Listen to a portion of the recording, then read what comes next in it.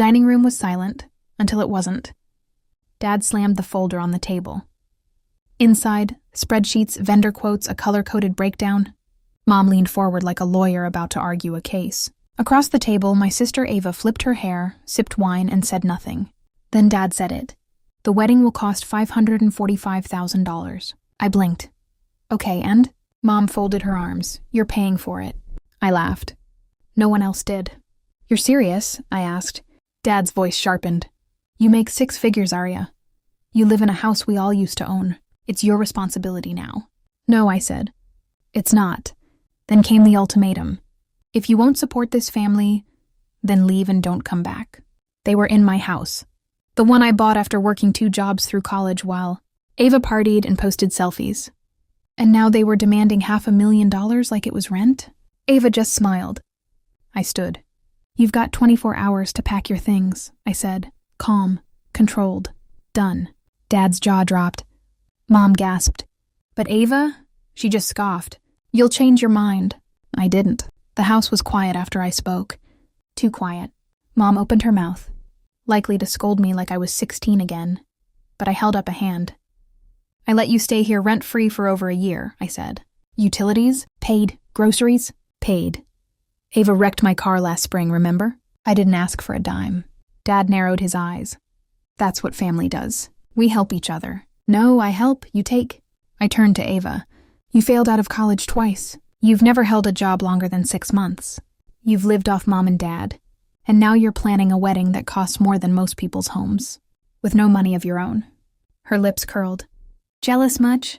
I laughed. Jealous? Of what? Your fiancé still lives with his parents. Mom jumped in. He's working on starting a business. With what money? I snapped. Mine? They all flinched. That's when I walked out of the dining room and came back with a file. My receipts, mortgage, utility bills. Ava's medical bill from her surgery I paid for, all with my name on them. I dropped the file on the table. I've carried this family, and now you think I owe you a wedding? Dad stood. You owe us respect. No, I said. I owe myself peace. The next morning, the guilt campaign began. Mom cooked breakfast, something she hadn't done in months. She placed the plate in front of me and said softly, We raised you, Aria. You wouldn't have anything without us. I stared at the food. You raised me? I asked. You mean when I raised myself while you fought every night and forgot my high school graduation? Mom's smile faded. Dad came in holding a photo album. He pointed at a picture of me in kindergarten. You were happy once. We were a family. I met his eyes. And now we're not. Ava entered then, dramatically wiping fake tears. I'm sorry you feel left out. But can't you just be happy for me? You want me to pay for your happiness, not share it.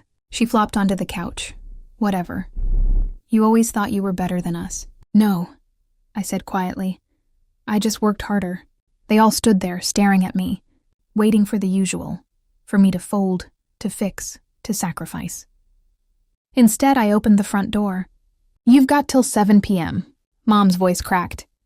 You'd really kick your own parents out? I nodded. You made the rules. If I won't support the family, then leave. So go. And take your spoiled bride with you. And I shut the door behind me, not to leave, but to finally stay standing. By 6:30 p.m., I thought they'd taken the hint. Boxes were packed. Ava sulked. Dad didn't speak.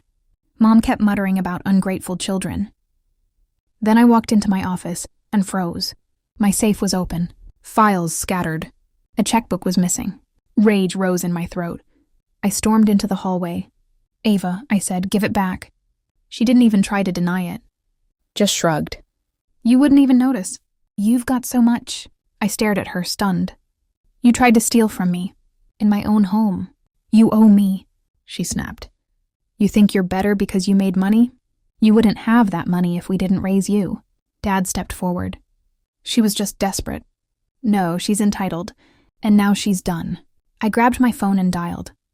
Who are you calling? Mom asked. Security, to escort you all out before I press charges. Ava's face twisted. You'd really do that? To your own sister? I stared coldly. You're not my sister.